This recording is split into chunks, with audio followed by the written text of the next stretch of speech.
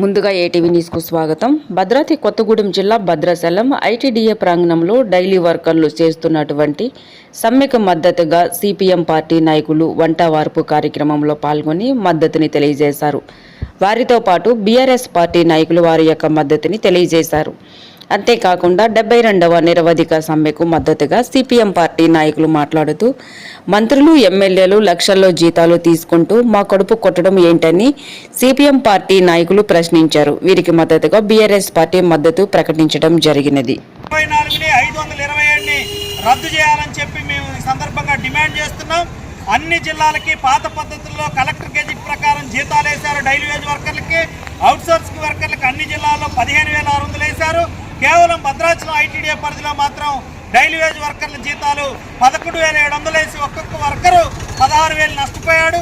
Outsourcing వర్కర్లకు 9,200 వేయటం వలన 6,000 రూపాయలు నష్టపోయారు. ఈ నష్టాన్ని సరిచేయాలి, తగ్గించిన వేతనాలు తిరిగి జమ చేయాలని చెప్పి డిమాండ్ చేస్తున్నాం. ప్రభుత్వం స్పందించకపోతే 5 ఎమ్మెల్యేలు 3 మంత్రులు దీనికి బాధ్యత వహించకపోతే సమ్మె ఉధృతం అయితే మొత్తం పాఠశాలన్నింటినీ స్తంభింపజేస్తాం. భవిష్యత్తు కార్యాచరణ మరింత తీవ్ర రూపంలో ఉధృతంగా ఉంటుంది. అందుకు ఐటీడీఏ గిరిజన సంక్షేమ శాఖ రాష్ట్ర ప్రభుత్వం బాధ్యత వహించాల్సి ఉంటుందని చెప్పి హెచ్చరిక చేస్తా ఉన్నాం. ప్రభుత్వం చెబుతా ఉంది, మరొక 30 రోజులకు పైగా గిరిజన బిడ్డలను చూసుకొని ఇస్తున్నటువంటి జీతాలు తగ్గించారు. మీకు అసలు పుట్టిందా, మాకు న్యాయం చేయండి అని చెప్పేసి రోడ్ల మీద పెట్టుకొని ధర్నా చేస్తారంటే ఈ విషయాన్ని కనబడట్లేదా అని చెప్పేసి ప్రభుత్వాన్ని ప్రశ్నిస్తా ఉన్నాం. ముఖ్యమంత్రి ఉన్నారు, అందులో ఒక ఆయన ఆర్థిక మంత్రిగా భక్తి విక్రమార్కగా ఉన్నారు. ఆయన కూడా ఒక దళితుడే, ఒక రిజర్వేషన్ మీద వచ్చినటువంటి మంత్రి. మరి ఇంతమంది సుమారు 3,000కు పైగా ఉన్నటువంటి ఈ యొక్క కార్మికుల యొక్క కాలే కడుపుల ఆకలి కేసులు మీకు అర్థం కావట్లేదా మంత్రి అని చెప్పేసి సందర్భంగా ప్రశ్నిస్తా ఉన్నాం.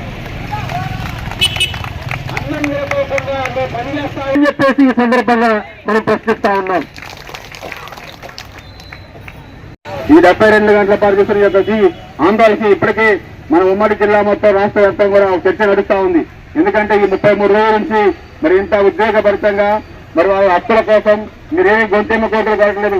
సాధారణంగా ప్రభుత్వం ఇచ్చినటువంటి పిఎఫ్ సౌకర్యం ఇవ్వమంటున్నారు, ఈఎస్ఐ సౌకర్యం ఇవ్వమంటున్నారు, వారి కుటుంబాలు చనిపోతే వారు జాబ్ ఇవ్వమంటున్నారు, పూర్తికాలం పనిచేస్తున్న వారందరికీ పూర్తిస్థాయి వేతనం ఇవ్వమంటారు, ఉద్యోగ భద్రత కల్పించమంటున్నారు తప్ప మీరేమీ గొంతెమ్మ కోరుకోవట్లేదు, ముఖ్యమంత్రి స్థానం కావాలి కోరుకోవట్లేదు.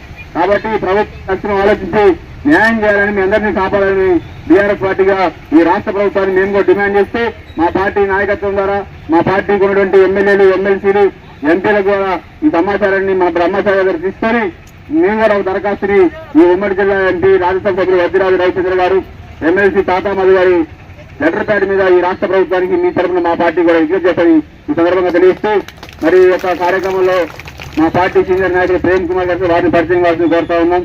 అదేవిధంగా భవన నిర్మాణ కార్మిక సంఘం బీఆర్ఎస్ నాయకులు నరసింహులు గారు పరిచయం కావాల్సింది కోరుతా ఉన్నాం. బీఆర్ఎస్ యువజన విభాగం అధ్యక్ష కార్యదర్శులు బద్దిబాబి, కొలిపాక శివన్ కూడా పరిచయం కావాల్సి మీ యొక్క సమ్మె విజయవంతం కావాలని మీకు మా అవసరమైతే బీఆర్ఎస్ పార్టీ సంపూర్ణ మద్దతు ప్రకటిస్తుంది.